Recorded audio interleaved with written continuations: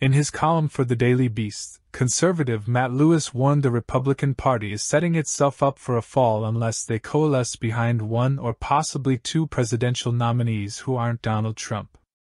As Lewis sees it, there are too many GOP lawmakers poised to jump into the 2024 Republican Party primaries, which could splinter voters and allow the twice-impeached Trump to get the nomination for the third time only to lose again in back-to-back races.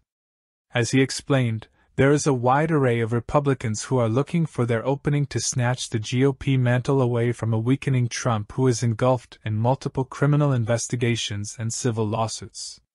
Add to that, Republicans smell blood in the water after the former president's 2024 presidential announcement was greeted with yawns, leading him to hole up at his Mar-a-Lago resort.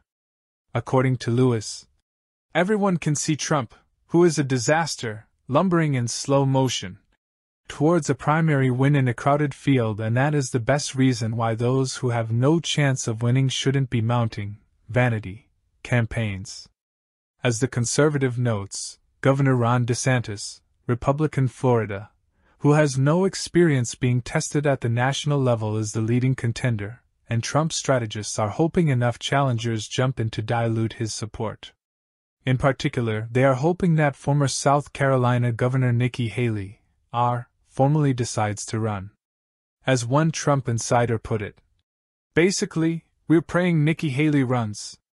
Why does Trump World want a crowded field? Something like 30% of Republican voters, by some estimates, are ride or die with Trump. In a recent USA Today/Suffolk University poll, Trump garnered 33% of the vote in a head-to-head with DeSantis. This suggests that Trump would likely lose in a head-to-head matchup with a MAGA-adjacent candidate. But the bigger the field, the more likely Trump's 30+% is to put him over the top as everyone else collects the scraps. He wrote.